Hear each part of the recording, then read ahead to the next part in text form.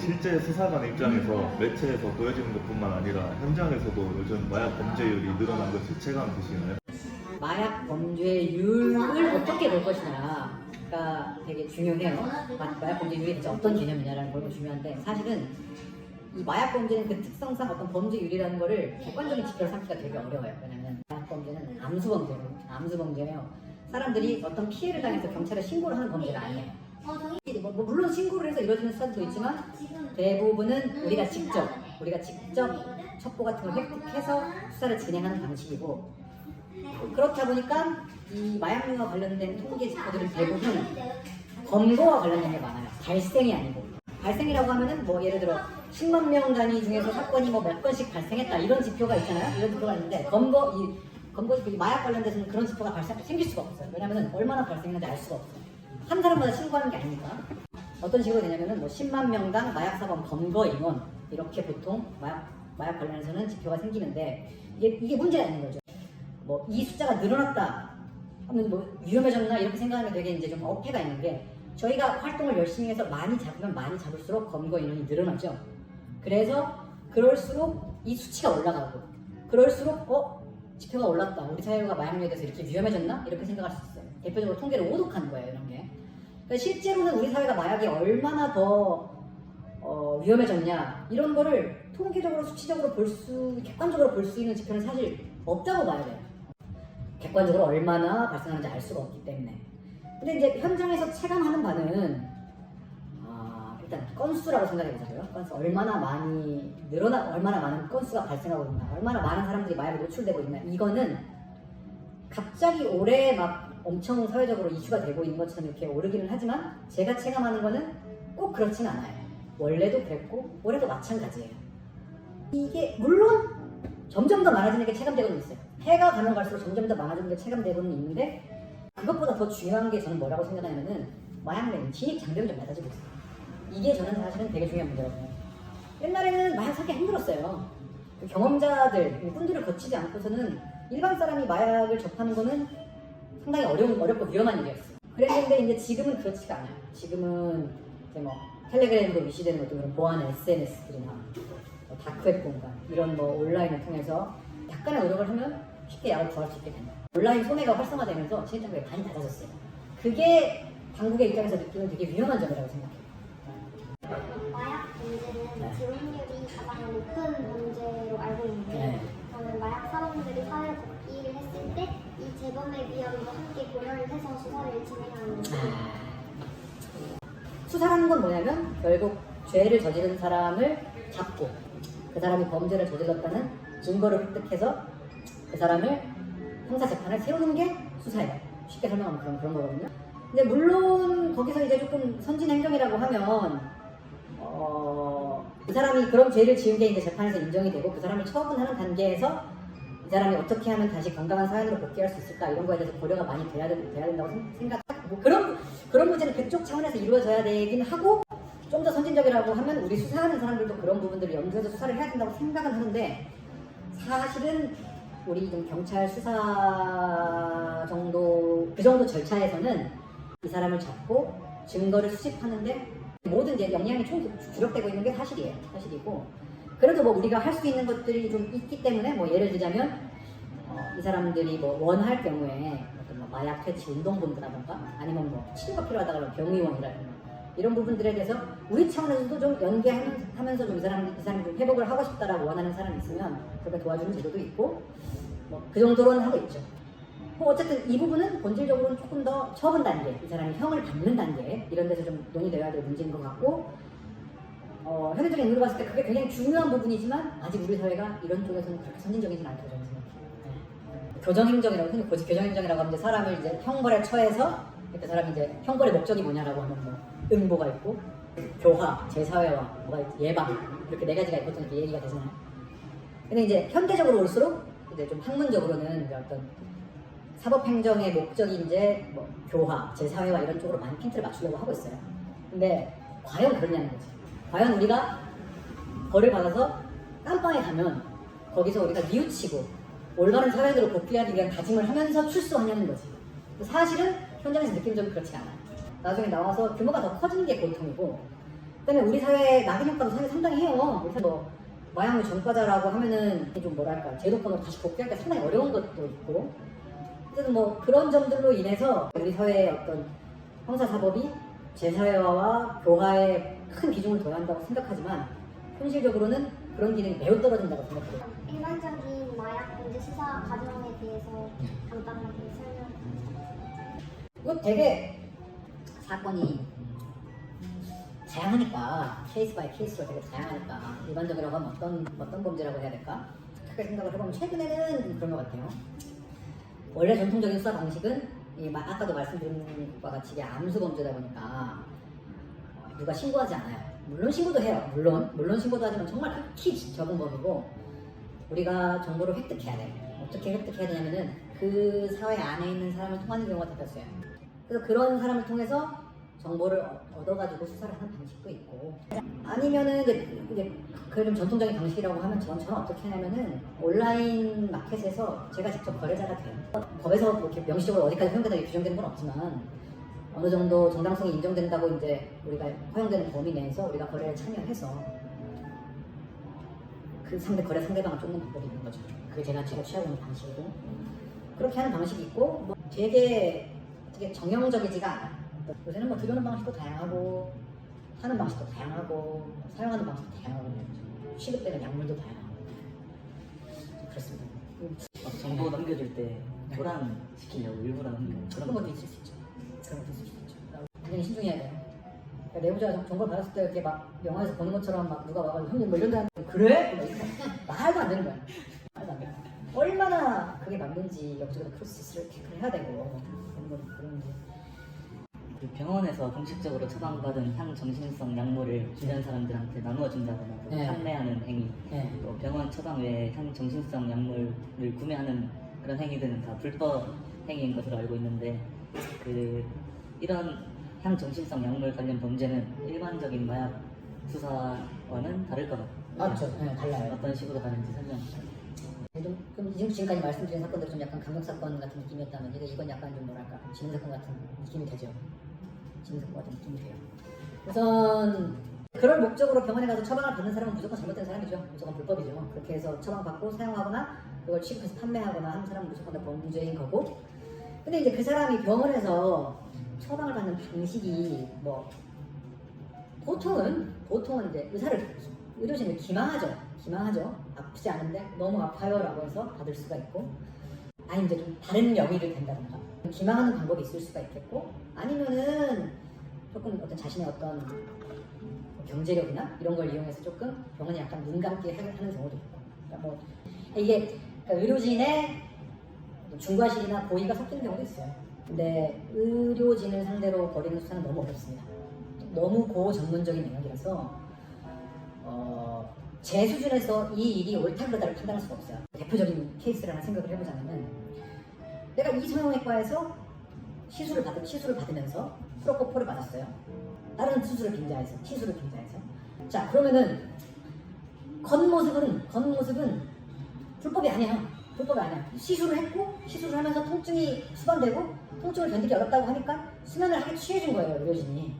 그럼 이게 정당한 수준을 넘어섰느냐? 이거는 상당히 전문적인 판단을 요한다는 말이에요. 많이 저희가 어려움을 겪고 있고, 그래서 앞으로 계속 빈번할 범죄 유형이고 해서 우리가 되게 세력을 다해서 우리가 늘려나가야 되는 영역 중에 하나, 부분 중에 하나인 것 같아요. 그리고 아까 SNS를 네. 통해서 이제 수사를 주로 하신다고 하셨잖아요. 네네. 이게 그 마약 수사대에서 독단적으로 하는 건지 아니면 뭐 사이버 수사대나 이런 것과 같이 공조를 해서 수사를 하는 경우도 있는지. 대부분은 이제 각자 부서 안에서 다 생각합니다. 더 이상 사이버가 이제 뭐 하나의 어떤 적이 아니에요. 더 이상 옛날에는 뭐 강력 범죄, 지능 범죄, 사이버 범죄 뭐 이런 식으로 나눴었잖아요. 지금은 더 이상 그렇지 않아요. 모든 범죄가 다 사이버 범죄예요. 지금 우리가 어쩌지 못할 고도의 어떤 것 같은 도움을 받는 경우도 있어요. 그런데 현 추세는 이제 모든 범죄가 다 사이버 범죄이기 때문에 분야를 막론하고 모든 수사팀들이 다 최소한의 사이버 영향을 가지고 있다. 그렇습니다.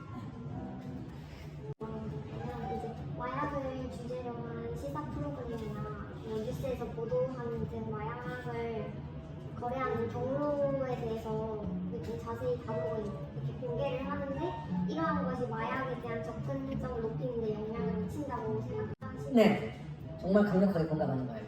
그래서 조금 보도에 있어서 좀 최대한 좀 나도 공익적으로 준비를 하는데 언론사에서도 최대한 좀 공익이 우선인 것으로 생각하면서 좀 준비를 해줬으면 좋겠다. 이런 게 바람이죠. 그 마약 사범을 검거한 이후에 마약 사범들의 금단 증상 역시도 바로 나타나게 되잖아요. 예. 그렇게 되면 이들의 사후 관리는 혹시 경찰관의 몫인가요? 취임된 사람을 검거하는 경우는 드물어요. 저는 특별히 더 지향해요. 그러지 않으려고 해요. 안전이 최선이에요.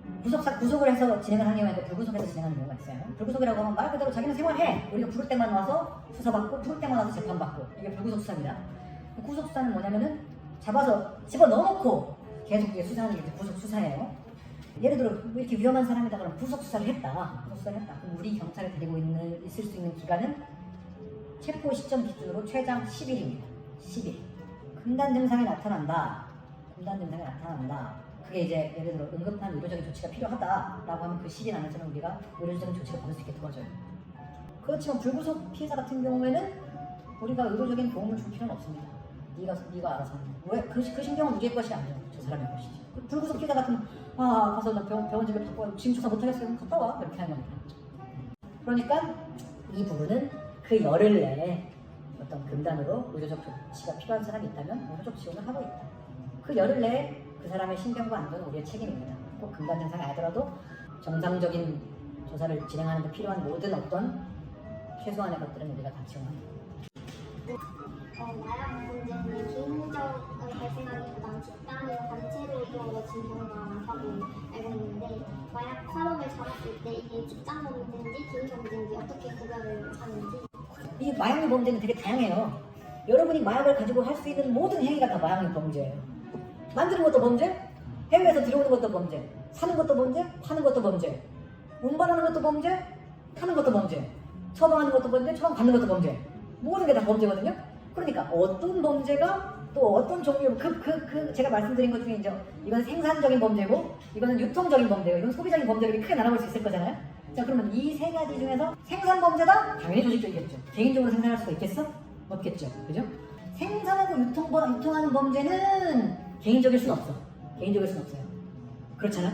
상대방이 있어야 되는 범죄예요. 네? 근데 이제 뭐 유통 범죄라고 하더라도 또 이런 건 있을 수 있어요. 내가 대마를 태우는 사람이야. 근데 이제 뭐 친구 한 명, 친하게 된 사람이 한 명 있는데 이 사람도 뭐 유학파야. 캐나다 유학파야. 나중에 떠난데 하고 싶다. 그랬을 때 나 떠나는 하나 줄까? 이렇게 주는 거야. 그래 이건 개인적인 범죄냐 아니면 집단적인 범죄냐. 개인적인 범죄, 집단적인 범죄. 그러니까 정의가 잘 안 돼 있으니까 그게 다양한 유형이 있고 그 다양한 유형에서 아까 말씀드린 생산, 수출입, 전문적인 유통 이런 건 개인적으로 일어나기 힘든 범죄고 그 외에 어떤 죄종들 같은 경우에는 뭐 상황에 따라 개인적인로 이루어질 수도 있고 집단적으로 이루어질 수 있다. 딱 따라서 말하는 거였다. 이런 거죠. 그러니까 만약에 투약을 하거나 네. 판매 거래 이루어지는 그 마약 사범을 붙잡았을 때 네.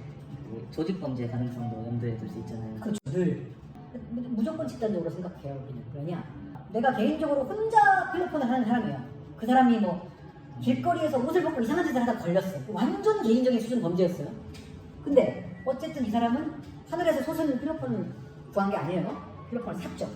우리는 산 사람을 쫓을 수밖에 없어요. 자, 산 사람을 쫓았죠. 그럼 그 사람도 뭐 소규모 구멍가게로 파는 사람일 수도 있고 아름아름 아는 사람들한테 하나씩 주는 그런 정도의 사람일 수도 있고 아니면은 뭐 이 사람이 뭐 어떤 사이트를 통해서 뭐 샀을 수도 있고 아니면은 뭐 자기가 아는 어떤 형님을 통해서 샀을 수도 있고 또 거기까지 또 올라가야 돼. 자 그럼 또 거기 올라간 데서 또 올라가야 돼. 우리는 이렇게 항상 더 올라갈 수 없는데 추적 단서가 더 이상 안 나올 때까지 계속 올라갑니다. 그러니까 모든 종별의 수사에 있어서 더 이상의 단서와 의미를 느낄 수 없을 때까지 아래 위로 뻗어난다고 보시면 돼요. 하나의 정보 원천이 있으면 그걸 근거로 더 이상의 단서가 남을 때까지 위로는 위로, 아래는 아래로 뻗는 걸 계속 그렇습니다.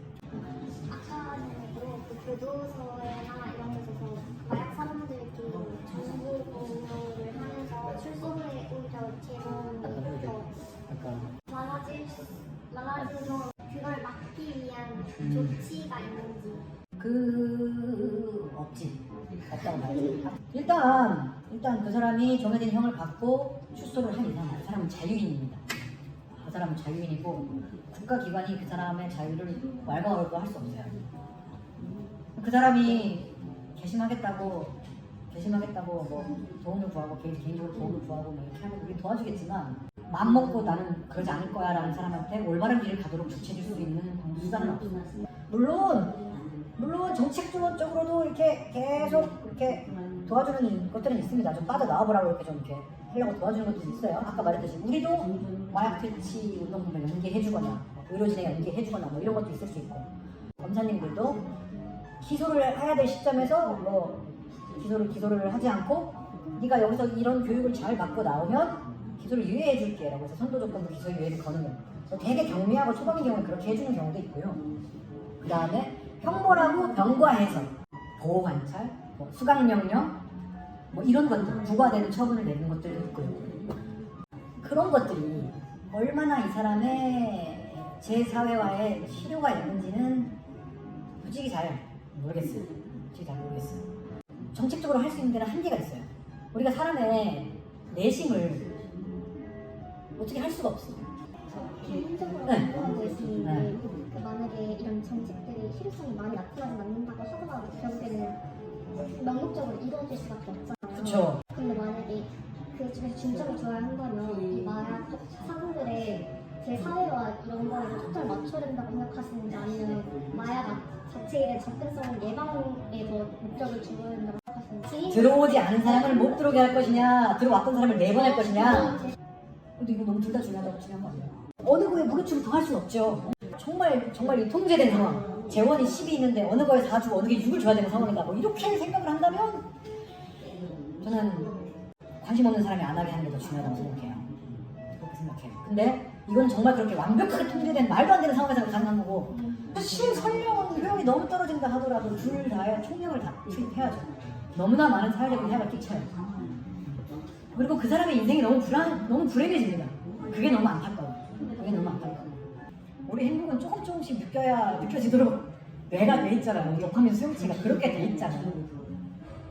도파민에 절여져 버릴 거예요. 더 이상 어떤 것도 쾌락을 느껴지지가 않는 거예요. 안타까운 일이죠. 안 그랬으면 좋겠습니다. 저도 개인적으로 궁금한 거 하나 있는데 네.